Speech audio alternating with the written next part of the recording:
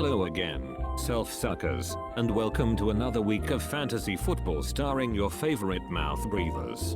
While some of you have emerged victorious, starting the season off 2-0, others have taken a swift haymaker to their tiny little baby penis, and are currently scrambling to find ways to turn their turd bucket of a season around. But just like last week, let's start this week's video off on a high note again. Our Dallas Cowboys continue to assert their dominance on the league, forcing the New York Jets to perform Gorgle 5,000 on us, while we outplayed them on both sides of the ball. I might be getting ahead of myself here, but the Dallas Cowboys will probably most certainly without a doubt win the Super Bowl this year. Pull up, we dem boys. Gork, gork, gork, gork, gork, gork, gork, gork, the Big D New York Jets. Now that the good part is over, let's dive headfirst into this dumpster fire of games and take a look back at our Week 2 matchups.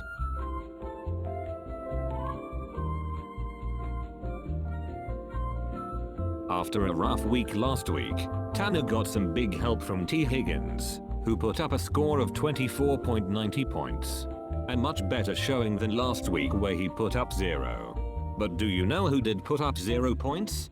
Aaron Rodgers, who just so happened to be the starting quarterback for Tanner's shitfuck team. That's just the kind of top tier coaching we like here at Self Suck Sundays. Procrastination, low engagement, and lackluster lineups. It's time to let Baker Mayfield cook Tanner.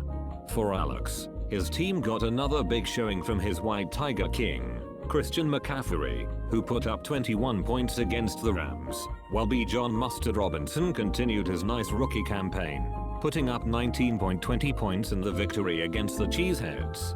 Half-cock Jody did get a rather mediocre performance from Trevor Squidward Meme Lawrence, who put up 9.24 points. But it was definitely a much better play this week than Aaron Rodgers. Half-cock Jody takes home the win this week 111 to 81.50. Alex is now 2-0 to begin the season but still has no balls. Next game. In a game that finally determined who was the biggest baddest big rig having some bitch at Benny Keith, there were some studs and some duds. For Jeffy, his quarterback Tua Tagovailoa and wide receiver Tyreek Hill came back to earth this week against the Patriots, netting only 13.26 points and 12.50 points. But he did get nice performances from Deebo Samuel, who scored 19.10 points, and Saquon Barkley, who ended up with 24.20 points, after the Giants finally decided to start playing American football in the second half. For Cornerdog Dongers, his entire team basically went off, with Javonte Williams being his only player not to score double digits. But his best performers were from Thursday night's game, where Mr. Jalen Squirts scored 26.20 points, and Justin Jefferson, who scored 19.40 points in a game where the Eagles took the win against the Kirk Donkus Vikings. Add in a last-second fuck you to Detroit from Tyler Lockett, who put up 21.90 points, and you have loaded up the pallets of despair into Jeffy's big gay tractor. Cornerdog Dongers lubes up Jeffy this week with a score of 135.62 to 100.46. Dongers also takes home this week's honor of highest score of the week. Sit on it and spin like a record, baby. Next game.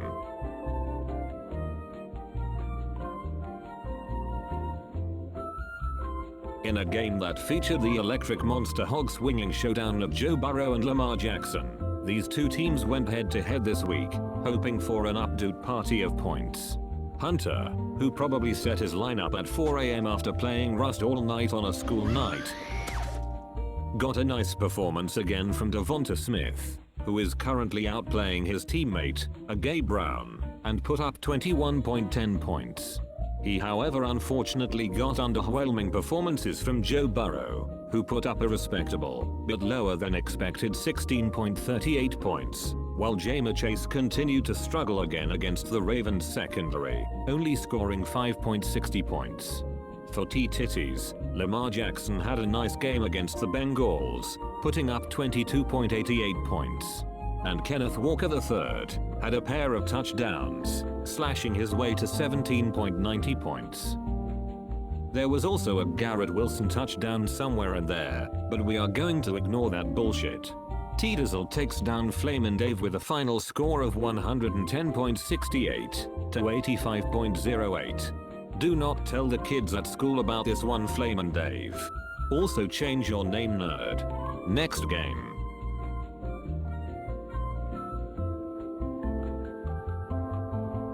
Do you like that, Jake? This is for last week when you made King Cobra look like a fool. You messed with the snake, and you got the fangs, you punk ass bitch. Deshaun squats and engaged in some familiar illegal use of his hands, as he massaged his way to a pathetic 2-pump chump score of 12.60 in a boring ass loss to the Steelers. And Nick Chubb went completely flaccid, only mustering up 6.40 points before taking a nasty reverse knee bending injury in the same game, more than likely ending his season. That is on you, Jake. And then there is this. The gall. The nerve.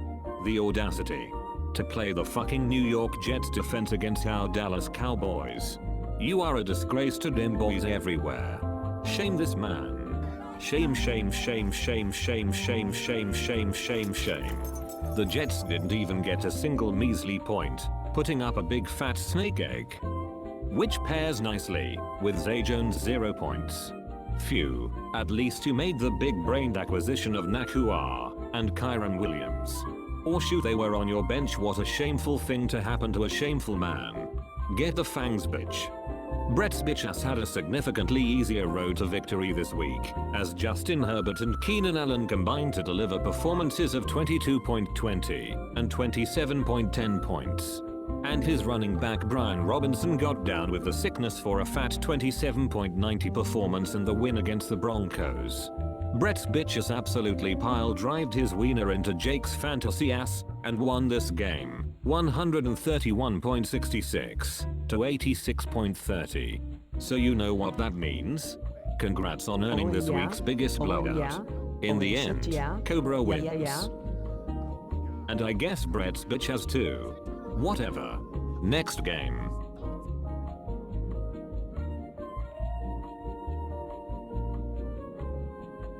Jake came into week 2 fully rejuvenated and feeling fresh from a vacation to the great country of the Bahamas, where he attended the Ice Cube Convention Club and learned to channel his inner NWA.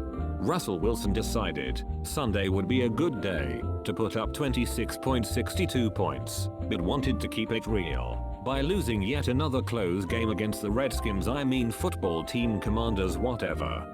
He also got help from Jake Elliott again, who put up 12 points against the Vikings. For blown-out backs, Josh Allen rebounded this week against the Raiders, putting up 23.66 points. Scary Terry also got involved in the win against the aforementioned Broncos, scoring 13.90 points. In the end, it was a close game.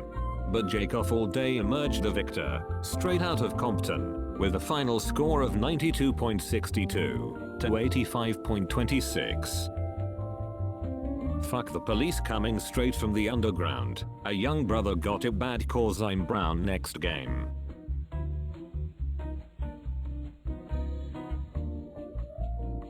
Gay stupid lame, this is such fucking horse shit. What an absolute asshole of a day for the big man King Cobra JFS. His three stooges at the running back position limped its way to a stomach turning 8.8 points combined. And I get that the Cowboys defense strikes fear into the heart of every offensive coordinator in the league, but it's pretty fucking hard for Breece Hall to do anything when he only gets the ball 4 times. Staple my nuts to my tits and do sit-ups. This was hard to watch.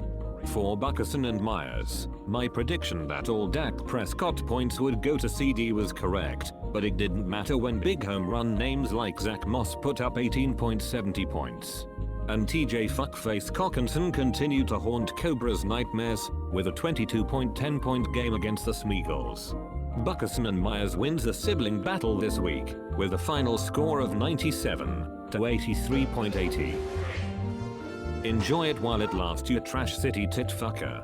Can we please just take a look at the predictions and get to next week? Final Flash!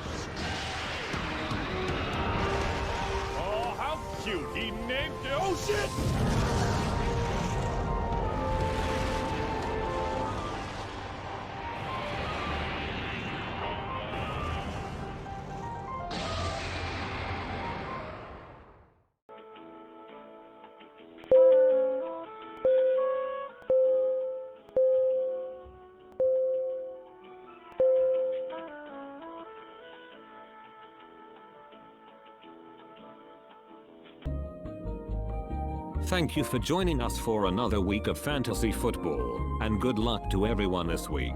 No big King Cobra Suckfest prediction this week, but I will sum it up for you. King Cobra rules, and all of you premature ejaculators drool. See you next week, nerds. And remember, stop jerking off. God is always watching. In the end zone, and Cam Newton has run all the way in there with the entire offense and defensive teams. Flags have been down. Follow Jesus Christ and you will be set free. Follow Jesus Christ is the only way. Pick up a Bible, pray to God, and put